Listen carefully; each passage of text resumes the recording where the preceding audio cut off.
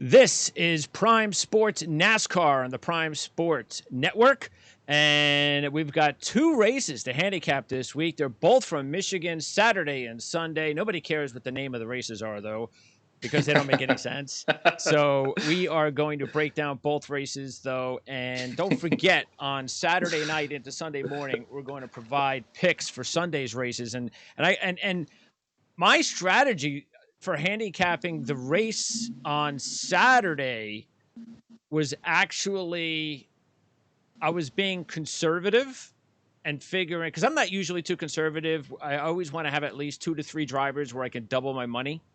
But I don't even think I have any drivers that double my money on Saturday's races. I figured, you know what, if I can win, obviously, and make my money back on Saturday, I feel I'll be in good shape, because then I'm playing with house money anyway into Sunday, and I'll have a better opportunity to handicap what's going on from Saturday's race. But I do hope, whatever happens, we have a much better Sunday race at Michigan than what we had when we did this, I believe, the last time, which was at Pocono, right? When it was like, Yep. oh, Denny Hamlin, Kevin Harvick, and then Kevin Harvick, Denny Hamlin, or vice versa, whichever way. I just hope that doesn't happen again. Fortunately, I think you're going to get it again. It just seems like this track, it rewards the cars with speed. Yes, they were saying during the build-up this week that track position's key. Restarts are going to be crazy. We already know that. But, hey, the choose cone's back. That's coming back this weekend. What's coming back? Will be the choose cone. Oh, yes. Well, that's good. That means that we can actually – something that should have been in place years ago. It is here for the rest of the season, other than road courses in Daytona and Talladega. So that should help. We'll see what happens. Eric Almirola said in his weekly team release that Michigan has a preferred lane. So we'll see if people choose it. Restarts, they said, are going to be crazy. Seems like every racetrack has a preferred lane. It seems like it, doesn't it? It seems a little odd if you have that much racetrack, one lane. So. But let's be honest, the same guys are going to work their way to the front anyways. We'll just see how long it takes them. So that's going to – maybe we'll get better odds because Vegas may not look at it that way for Sunday. So maybe some of your top guys that may run well Saturday, they may start towards mid-pack on Sunday. You might get better odds because I would still go back with them because, like you said, Pocono was the same 1-2 finishers in both races. Okay, now, before we get into Michigan's – races this weekend, we haven't done this in a while, so let's take a look back at our total reports for the regular season. Fantasy, futures, picks will be last. So let's start with our fantasy update. And Eric, man, you still have some work to do. No, we haven't heard any trade offers, Eric. I mean, you're going all the way with your team. But look, even though you're 400 points behind CJ, which actually isn't that much, and 800 behind me, it really is all going to come from what happens once we get to playoff time, because that's when the races double, the points double and triple and so forth. So as long as you have a good playoff run, you could still win the championship. And so regarding that, does that mean that you're still very confident with your team, even though you've been in last place all year? Yeah, I'm confident in them just as much as you can, but I just don't think I have anybody you guys are going to want. Well, you never know. There's not anybody. But that's also something where sometimes you have to take a chance, not just wondering whether we want somebody, but, look, you have your top 2 drivers are Elliott and Kyle Busch. I think the only thing that is working against you with Kyle is that he won the championship last year. That's it. If he didn't win the championship last year, I think he would be a huge bargain, and he could definitely, you got to take his odds and you got to go for it. But the fact that he won the championship last year, that's the thing. But look, you have Eric Almirola, who's having a much better season than people thought. Unfortunately, Jones has had a disappointing season. And you really haven't gotten much out of Ricky Stenhouse. But the biggest obstacle for you, of course, was the Kyle Larson debacle, because that's the reason why you're in the situation you're in. Yeah, that thing hurt me, but I'm still holding out hope. Jones, all he needs to do is win a race and get in. And then once his starting spots get better, we've seen the speeds there. He just has to win a race to get into the playoffs. So we'll see if I feel confident he can steal a win here Stenhouse I want to hold on to because Daytona just seems like that guy's always around, and who knows, he could steal one. And then the playoffs, Kyle and Chase, we've seen in the past they can get hot when it matters. So those two I like to hold on to. And Almirola is exceeding my expectations. He's kind of being the lead guy right now. So if he could keep that up, Stenhouse and Jones can find a way in, and Kyle and Elliott just do the same thing they've done in the playoffs in the past. I'll be in okay shape. Yeah. So that's my optimistic look, but we'll just go from there. Look, that's all you can do. If in the next couple of weeks Almirola were to win a race, he could actually end up ahead of Kyle Busch, which is crazy. Where does that sound? Yeah. on your team. CJ, yep. You're hanging in there because you have 8 wins compared to my 10 wins, and you have your two drivers there again that I was jealous of you taking when the season began, Denny Hamlin and Ryan Blaney. It's worked out for me so far this year, but I don't know, Denny Hamlin and Ryan Blaney. I still think that even though you're 400 points behind me, you and Truex is your third driver, I think CJ might be the favorite here, Eric. I agree. Those are the three. They're the guys that I think will make the championship four. So then the playoffs, you're just going to keep running through. So yeah, hold on to those guys. Yeah, right. That's what I mean. I don't have anybody to offer that. Yeah. Hey, you want Eric Almirola for Ryan Blaney? I don't think anybody's crazy enough to take what he's got for my team. That's what I was meaning. He's got a good team going right now. Yeah, who do you and you still Blaney right now, CJ? You still think Blaney's even though Hamlin has 5 wins and Blaney only has 1, you still think it's Blaney? Yeah, I do still think it's Blaney. I think he's just got more speed within him, and he's shown it every single week, and he's not letting up. And Hamlin's just figured out how to win so far. I think Blaney and Penske overall. I mean, look at the Fords and Penske, how they've come on in the past couple of weeks. They've certainly closed any gap they might have had. They started off the season strong, maybe went into a little bit of a lull. So I think they're just ramping up for the playoffs. And then once they get in there, we've seen Blaney can get hot. He can win. If he just converts that speed into finishes, he's going to be winning. So I don't even need to talk about him just finding consistency. He's just got to get to the finish because he's got the speed. And who do you have more faith in, Kurt Busch, Christopher Bell, or William Byron from now through the end of the season? Kurt Busch, probably. Chevy's maybe a little bit behind now at this point, but I think Kurt Busch, with his experience, he's able to sneak in a win pretty much any season you give him a chance to. And it's unlike him to go this far into a season without a win. So I would see a couple of tracks coming up that would play to his favor, just having the experience and having a really good car underneath him. So I could see Kurt Busch being the surprise out of those 3. And you guys did a good job with substitutions. Eric, you substituted Matt Kenseth for Matt DiBenedetto. And CJ, you substituted Chris Buescher for Austin Dillon, who picked up a win. And I just made a substitution. I'm still I'm trying to find that last driver on my team because I haven't been satisfied with that last driver all season. But I'm going why not go with Cole Custer at this point, guys?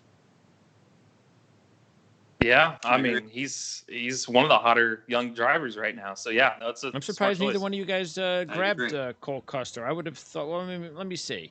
I guess I can understand why. I was probably the one that probably made the most sense grabbing Custer based on who's in last place. I mean, because so you never thought about Custer over Stenhouse, Eric? No, only because I don't feel like Custer's going to win again this year. I mean, that was kind of a fluke. But you still think that Stenhouse is going to have more points, or you just think that he's going to grab a win? You're going after that win, yeah, maybe even in a playoff situation. That's what I was going, because they've been good on 1.5 miles, and so we'll see what he can do in the playoffs if he can get in. That's why I thought Daytona, Stenhouse, it's the best shot, and you got Talladega in the playoffs plus the 1.5 miles, so he could maybe squeak out a round of 12, which I don't think Custer can make. We'll see. That's what I was waiting. But if he didn't, then if he didn't win Daytona and Custer was still sitting there going to the playoffs, then a change definitely was going to happen. All right, and Harvick and Keselowski lead the way for my team. Logano is my top 3. Bowman, you guys both took Bowman this week, I believe, on your picks, so we'll talk about that. He's on my team, but he hasn't really done a whole lot since early in the season. and you can take a look at our entire team breakdown, standings, and so forth on our website, our Prime Sports Network. Now, taking a look at our futures, it's interesting because we have a couple of different philosophies going on here. Right now, CJ and I are throwing a lot of money at the drivers. I have 55,000 plus invested. CJ has over almost 49,000 invested. And let's see, taking a look at our top drivers between the two of us, CJ, I have, let's see, I have, well, we both have Ryan Blaney. You've got 79,000 on Blaney, and I have 78,000 on Blaney. So we're right there neck and neck with Blaney. I have 70 on Hamlin, and you have 48,000 on Hamlin. So that's the one big disparity we have. I'm still going with Denny Hamlin to win the championship this year. So taking a look at your team, CJ, in general, your futures team, the money that you've invested, how good do you feel with what you got going on? And is there a driver that you're a little bit concerned with that you don't have enough money invested in yet? Hamlin. I need to work on bringing up that value on Hamlin because I think he's going to be in the Final Four, and if you get there, you're going to have a chance. So both he and Harvick, I've been working over the past couple of weeks within the constraint, what the rules are to try to bring them up. It's really hard to do with the fact that they've been winning so much. Their odds are so narrow now. It's really, really hard to make up any ground until the playoffs start. Until the playoffs start. But on the other side of the coin, you still got people like Blaine. 10-1, 9-1, something like that, which is just still ridiculous to me. So why not continue adding onto him because he's going to make it into the Final Four as well, I think. So other than that, I'm trying to work on bringing up Hamlin and Harvick. A little further to go on Hamlin for sure than anyone else. And then after that, just kind of looking for values that are out there for the guys that have been going fast. Yeah, because you're pretty much all in on Blaney at this point. Yep. And you have some work to do. You got a lot of drivers within range of 48,000, which is the money that you've invested, and you can make that up real quickly, especially once we get to the playoffs and you're allowed to invest in as much money as you want to. Exactly. Meanwhile, taking a look at Eric, you've done your philosophy is different. You're not spending as much money. You have invested 24,000, a little over 24,000, but just like CJ and I, your top driver is Ryan Blaney at 43,000. So we'd all be real happy if Ryan Blaney were to win. You've got Hamlin and Harvick are the other two drivers that are basically making your money back if they were to win right now. But sort of like CJ, you're all in just on Ryan Blaney. So same question: is there a driver that you wish you had a little bit more money on at this point? Yeah, both Harvick and Hamlin. I wish I went a little bit harder on them earlier, but their odds, like CJ said, just kept dropping so much. It's you throw too much on them, you're just gonna kind of sink back down. It's like, oh, you're still breaking even. So I've kind of laid my own bet in that to try to use them as my break evens. But Truex is another one I wish I went higher on because I think he's going to start coming and start seeing his odds start dropping against us. So he'd be one that I wish I had more on. And obviously Kyle Busch, if he makes a run, I don't think I've gone with him for a long time. So I think we're going to be losing some money if Truex and Busch go on a run. But yeah, those are the two I wish I had most, and I wish I would have went heavy on Harvick and Hamlin earlier. Yeah, I mean, some of the drivers that could get you in trouble would be Martin Truex Jr., Brad Keselowski for sure. Yeah. Kyle Busch, like you said. So those would be the ones that you would be worried about the most. CJ, I probably would say, Kevin Harvick. You'd be in big trouble there with Kevin Harvick, Keselowski. You're in pretty good shape with Truex. You're not too far behind there. And same thing with Logano. I've got Blaney and Hamlin in the clear at 78 and 70,000. And then I'm kind of breaking even with Logano. I'm a little bit off on Kyle and Chase Elliott. But the drivers I've said over the last couple of weeks that I've really started to just go all in on is Keselowski. And he sure helped me out last week in winning and proving that things are looking pretty good for Brad Keselowski. So I've got him now up to 39,000, and so I'm still not where I want to be, but he's 7-1 odds, so I can catch up pretty quickly as long as his odds stay the same in the next couple of weeks. And why not? I mean, Keselowski proved last week. Look, and we I think we all agree that Penske's going to be there at the end. And Logano started to show that he's not done yet. So maybe Blaney's not the one Penske driver that wins. Maybe Logano and Keselowski can get it done. Yeah, I think either one get it done. Penske is, like I said before, they've seemed to have erased whatever gap they might have had. The slump that they had kind of in the middle of the season is long gone, and they're back and looking really strong at this point. Now, if you were just starting and you were going to Vegas and you hadn't spent any money on futures, who would you go with right now? Because looks like the drivers who have the best odds, you got Keselowski and Truex at 7-1, Kyle 8-1, Blaney Logano 10-1. So who would you go with, CJ? Or would you go with Elliott at 6-1? Or would you just buy in on, you know what, I'm just going to put all my money on both Hamlin and Harvick, and I only need one of the two to win to make a profit? Wow. Tough question. Depending, I mean, memory, if you're going by short-term memory, you'd probably be tempted to go all in on Hamlin and Harvick. But I really think that just over the last couple of weeks with the Penske guys picking up, I would go heavier on Keselowski and Blaney. I still think Blaney is the best value out there by far. He's been consistently fast all season.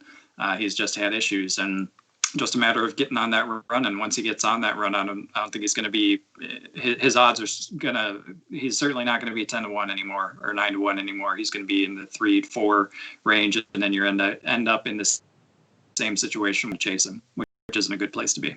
Eric, what do you think? Because look, if you were to put, let's say, you're a high gambler and you put, let's just say you're going to put 20,000 each on Hamlin and Harvick. Okay, then you're going to need one of the two to win. But if one of the two wins, then you're going to make $20,000, which is not bad, considering you've got Harvick and Hamlin. Or do you go the other way and decide, I'm going to take a chance. We got better odds. I don't have to invest as much, and I can go with one of those other drivers? I would probably go 20 on, or I would go Harvick, and then I would take Hamlin's money and split it up between Keselowski and Blaney. Because, I mean, Hamlin's right when he said last week, him and Truex both, I don't feel like we have the speed to contend with the Penske's and the Stewart Haas's. I just feel like we're still lacking. Harvick's there. You got to remember the championships in Phoenix this year. Harvick, that's like his playground. Keselowski, the reason I say him, plus you got to look at playoff points. Hamlin's 29, Harvick's 22. Keselowski's got 21, Logano's next at 14, and then everybody else is 10 and less. They can points their way pretty close to that championship 4. So I do believe your championship 4 will probably be those big 3, and the fourth one, to me, could come down to Blaney, and that's why I would put Blaney. But I think Keselowski and Harvick can beat Hamlin head-to-head at Phoenix right now. And plus, you got to look at, Keselowski said last week, and Hamlin, Loudon ran a lot like a short track, like we think Phoenix could possibly run, which we talked about last week. And Keselowski just flat out dominated. And you look at his speed at Phoenix. So I would say your championship 4 right now, to me, would be those 4 with Keselowski, Harvick, and Blaney. To me, could finish 1, 2, 3, so you can win some money back. So that's what I would do. All right. Now, this weekend, and as I said at the open, so we'll go, obviously all of our information. Well, let me ask this question. When we take a look at drivers that have succeeded, like a Kevin Harvick in the August race, so he's won the last 2 August races, and the same could be said with like Keselowski. He's done really well in the August races. So when we look at that, well, we're in August now, but we got both races in the same weekend. So how do you make heads or tails of, well, the driver usually did good in that second race here at Michigan as opposed to the first one, Does that make any difference this weekend? For me, it does not. I think this race, the Michigan races in past season, while they were spring and fall or whatever, they were only like 4 weeks apart anyway. They were not close. They were not far apart. So any gain that the second time around was just a better understanding of kind of how the track changed or what setup they needed. So it wasn't condition based. It wasn't based on the fact that it's a different time of year. It was more about knowing the adjustments that they needed to make to their car setup and perhaps even strategy. So I think the same guys are going to be very strong this as they have been. You might see a little bit of change, maybe just in terms of how quickly the fast guys get back to the front based on what they learn from Saturday's race going into Sunday. I don't think I would put any kind of weight on somebody winning more frequently the second race versus the first race. So Eric, does that mean that that means that you would ignore say Kevin Harvick and say, well, yeah, Kevin Harvick seemed to do better when he learned something at the track in his second go around. So I'm not going to take him on Saturday. I'm going to hold off and take him on Sunday if I had to choose between the two. Or would you say, nah, don't worry about choosing. Just go ahead and if you like him on Saturday, just like you would on Sunday. Yeah, I feel like if you like him on Saturday, it's going to be Sunday. Because like CJ said in the past, you had a month, and there wasn't a whole lot you can change setup-wise other than if you hit it, then you know you've got something good and you come back. If you didn't have it, then just throw everything but the kitchen sink at it because it doesn't get any worse, and then bring that back. Well, this time, we've got 2 races in 24 hours. They don't have a lot of chances to make much changes anyways. It's going to be like shocks or maybe a gearing thing here, but again, it's a high speed track. It's not going to be a lot of gearing, not a lot of there's not going to be a lot of changes you can make. So you kind of race what you bring this weekend. It's not like you're going to go back to Charlotte, make changes and bring it back. It's you are what you are. So the guys that are going, like CJ said, that are going to be good, they're going to be good both days. They're just good at that track. Okay. They brought something good. So if you only had enough money to invest on one race, and you thought that, well, it appears that I should probably wait to see what happens on Saturday with the Kevin Harvick based on his past history. So I'm going to wait. Or what you're saying is, nah, don't wait. Go ahead and bet him if you like him on Saturday. And then, hey, you know what? Maybe you win and you get some extra money to wager on Sunday. Yeah, I would do exactly what you did. Just try to get just win your money back. Just see what happens, win your money back. And then like, oh, okay. Now I'll go maybe more all in one direction on Sunday. Okay. But I mean, starting position, like I think it was the last 4 or 5 years has been one from the top 3. And the top guys are starting up front on Saturday. So I think you have better chance of hitting one of those guys on Saturday than you would Sunday anyways. All right. And speaking of pole position, 10 of the last 13 winners started in the top 10. 8 of the last 13 started in the top 2 rows with 6 pole sitters. That has to be the most pole sitters during a 13-race stretch at this time. Has to be. That's just, and it's strange that it's coming from Michigan. High. Yeah, has to be. Ford's won the last 4 races. Toyota has not won in the last 8 and has just 1 win in the last 16 races at Michigan. So does that mean that we're going to avoid Toyota this week? I did, other than really Truex, just because, like they said last week, we were lacking speed. We just don't have it. And you look at Fontana, a similar wide sweeping track. Granted, the surfaces are different, but it's similar shape, similar nature. They weren't really that great there. Truex was their best, but Kyle and Denny just kind of were out to lunch, and this happened to be up front towards the end. So, yeah, I'm not sold on this week. There's not a lot of braking. There's going to be just a lot of just foot on the gas and go. And I just feel like they don't have the speed, which translates to a good launch on restarts. I just don't think they're going to have it.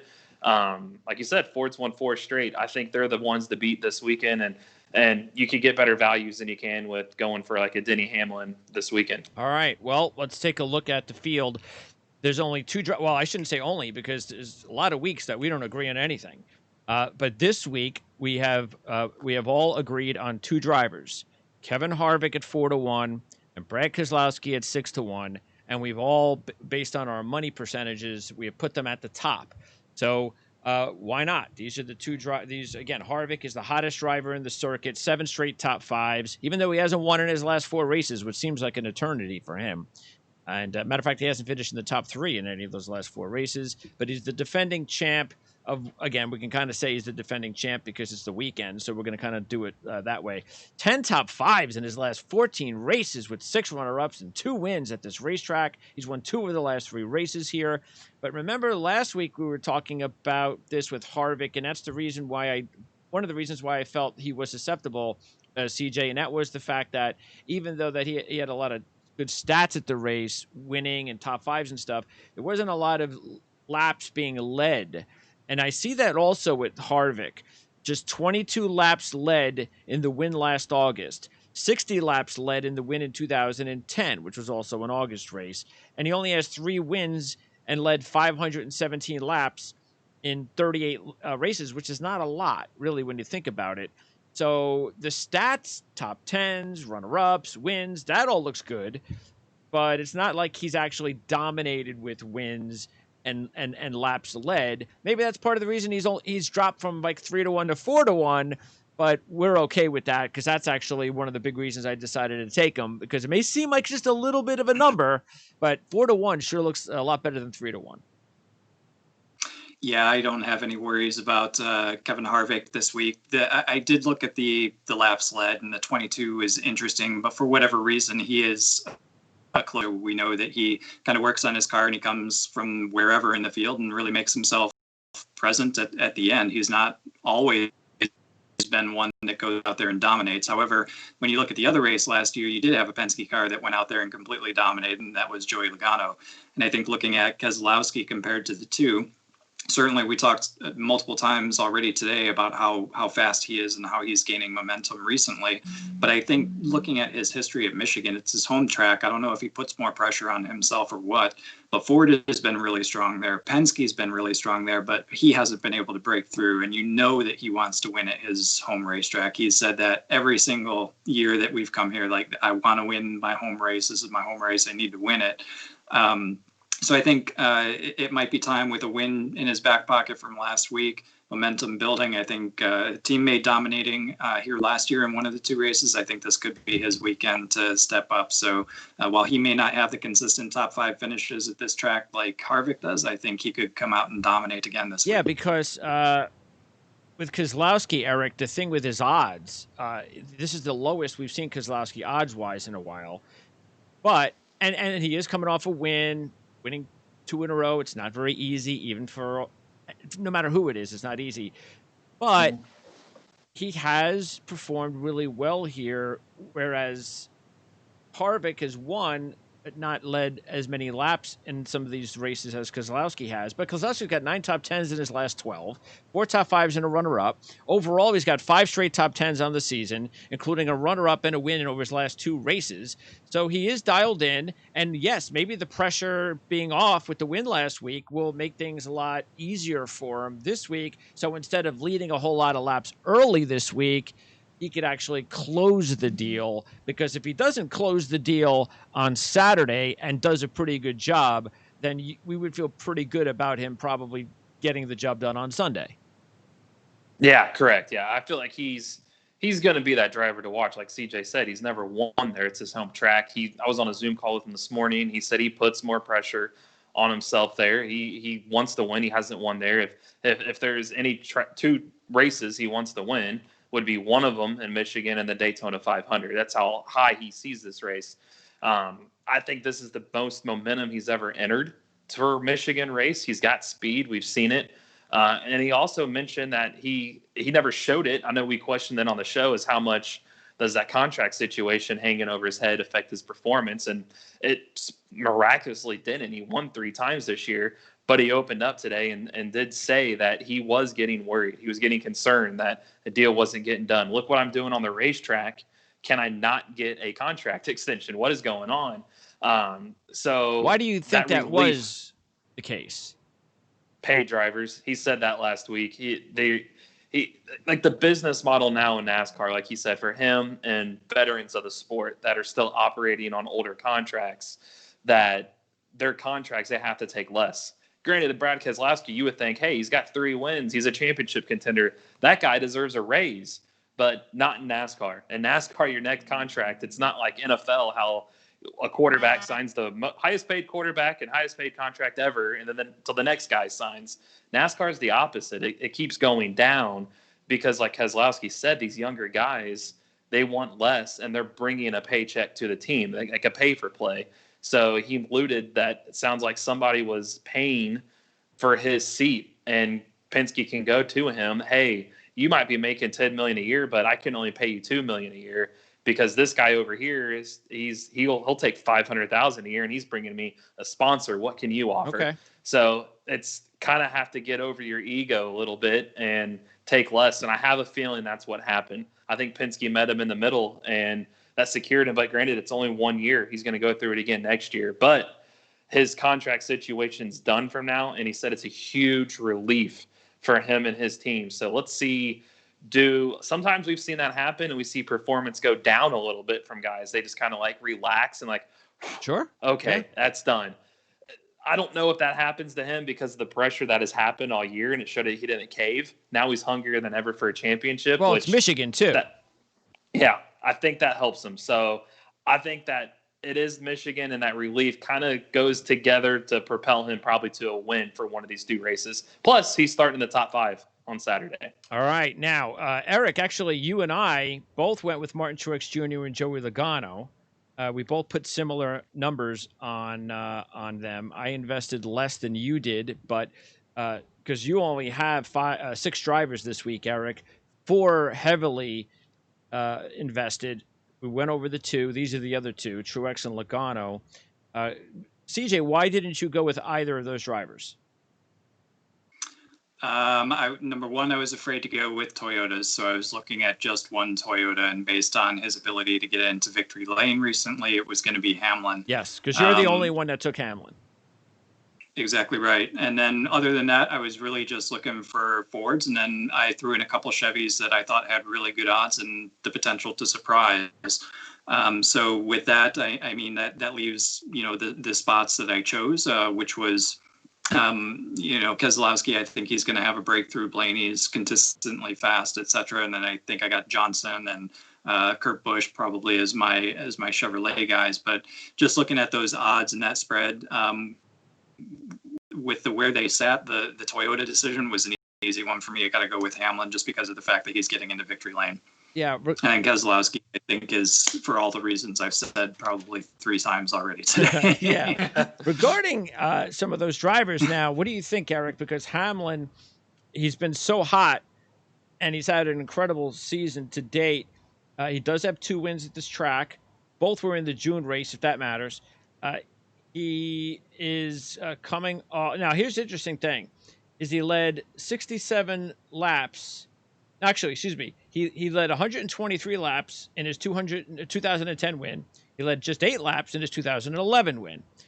Now, that's 131 laps. He's led only 67 laps in the other 26 races at Michigan, if you throw out those 2 races. And he's only led 50 laps in the last 17 races at Michigan.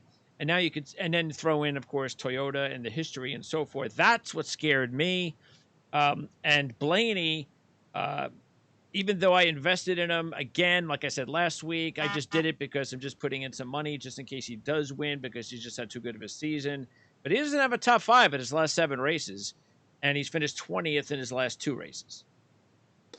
Yeah, Hamlin, I feel like he's going to be there. He's a great fantasy play. I mean, look, him and Harvick finished 1-2 in the August race last year, so nothing's really changed for this year. It's just I felt like Truex, he finished 3rd and 4th in his 2 Michigan starts last year. He's got 3 top 3 finishes his last 4 on the season, so I went the little bit of the edge towards Truex, but they're both great fantasy plays. I think you're both going to get top 10s out of both of them. It just depends on what kind of power that they can do to hang around in the end. Truex was strong for a while at Fontana, and then he had, I believe, his last pit stop caused him a problem there back in March, pre-pandemic days.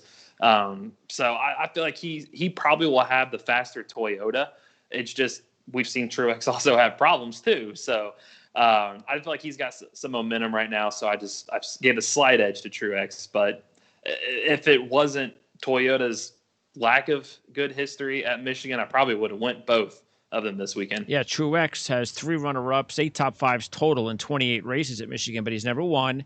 He's only led 275 laps. But the thing with Truex is third, and second in his last 4 races. So that's impressive.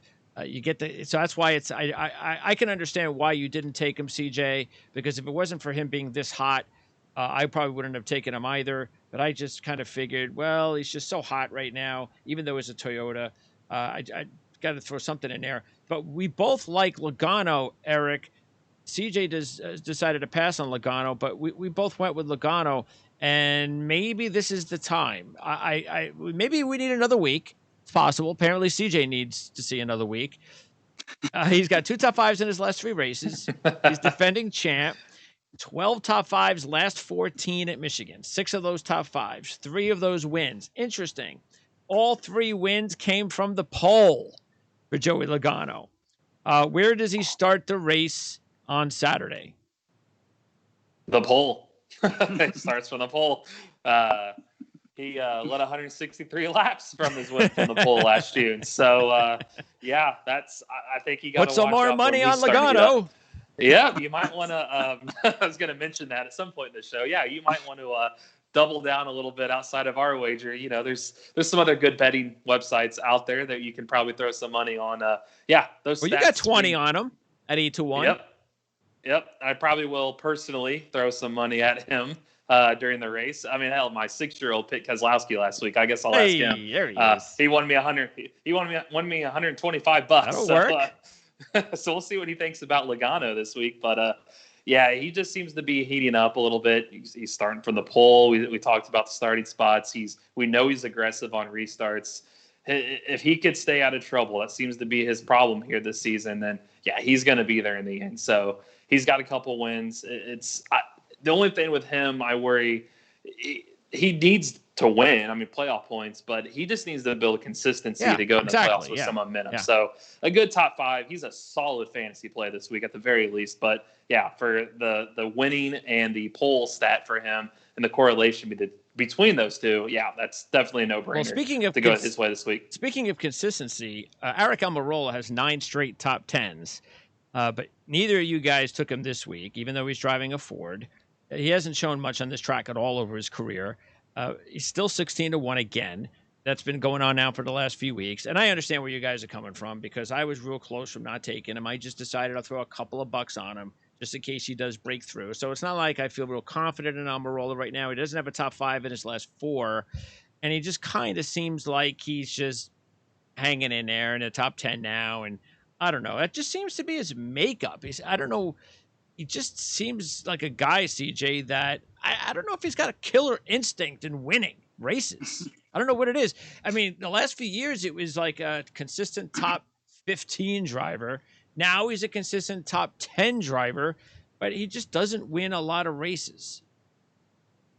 Yeah, he's not that uber aggressive kind of guy that's going to push you out of the way and do anything that it takes to get up there. He's kind of old school. I'm going to points my way all the way through the season. I'm going to be as consistent as possible, and I'm going to be there to win the championship at the end. Unfortunately, the rules within the series now, you've got to win, so you need that killer instinct. You got to be able to take piss poor equipment, for lack of a better phrase, and put it in victory lane if you want to win a championship. And he hasn't shown that he's capable of doing that. And he definitely hasn't shown that he's capable of doing it at Michigan.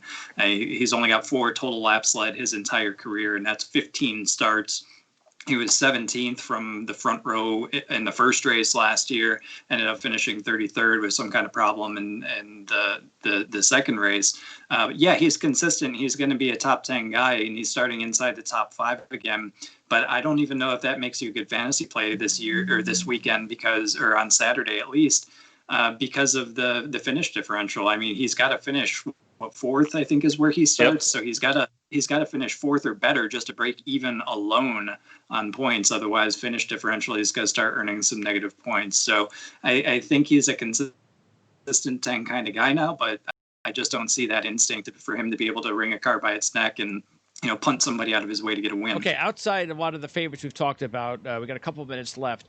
What are the drivers that could be interesting that we want to see a positive top 10, maybe top 5 that will give us confidence to take them on Sunday? One of those drivers at the top of my list that none of us took is Chase Elliott. He's 9-1. He's got 7 top 10s in 8 races at the track, 3 runner-ups, which happened to be his first 3 races at Michigan. But no top 5s in his last 5 in the series. But he was 9th on Sunday. And that's why I want to see a little bit more momentum on Saturday, Eric. If he can give me that momentum, I think I'll take him on Sunday. Yeah, I agree. He just, for whatever reason, Chevrolet just lost speed. And we talked about in May and June and how they seem to be the preferred manufacturer in car this year. And it just seems like, I don't know how they did it, but they lost it. So I want to see more out of him going into the playoffs, because right now he would not be a pick of mine to make it out of the round of 12. I don't think he can come out of that. I think there's too many good cars right now. An Almirola, somebody like that, that's just going to consistently get top 10. So I need to see more out of him. This is a horsepower track, so let's see what Chevrolet and Hendrick can brush up. So, but right now, no, I don't think I'd have him on Saturday, but he's going to have to show me a lot for me to take him on Sunday. None of us fell into the Kyle Busch trap of 10-1. But boy, seeing Kyle Busch at 10-1 sure was tempting. It was very tempting. But like I said, I don't think Toyota's got it this week. I think it's Ford territory, and you got to choose one. There's only been one that's been making it into victory lane, so you got Hamlin. But yeah, 10-1 for Kyle Busch. Those are, I don't know if we'll ever see those again. Maybe next week. Well, if he has a good Saturday, the only problem is I don't want those odds dropping very much. Yeah, because if that happens, you can keep it. You got Bowman, Eric. You're the only one that took Bowman at 20-1, 10th in both races last year. Still no top 5 since Darlington. That has to be a worry. But the thing I was just concerned with was 20-1.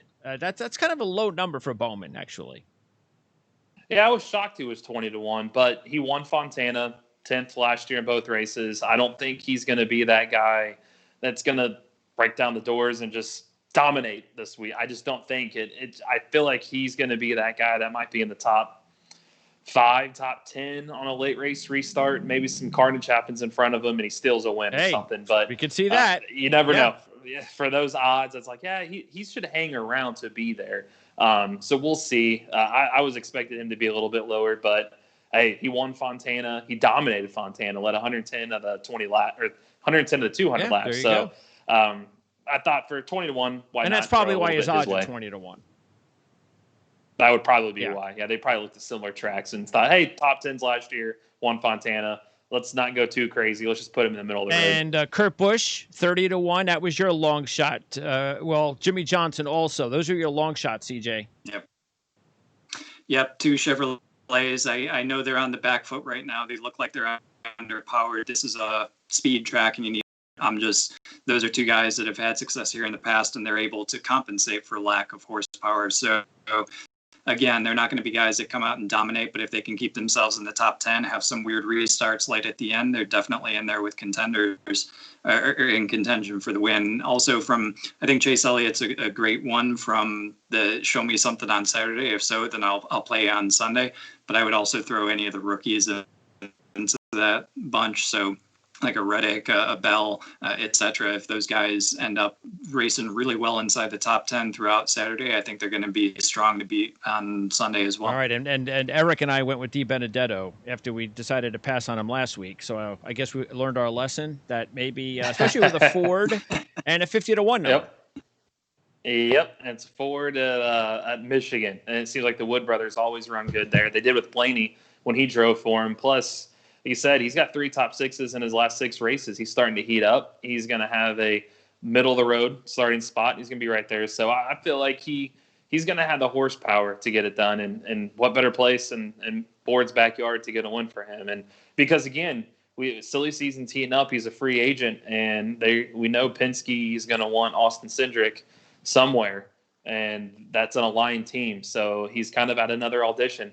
So let's see what he can do. All right. Race Review Online and RotoWire. Check out work for CJ and for Eric. You can also check back at Prime Sports Network on Saturday night / Sunday morning. That's when we'll post our picks for Sunday's race after we hopefully enjoy Saturdays. Guys, appreciate it as always, and we'll talk to you again next week. Thank Thanks you. for having Talk to me. you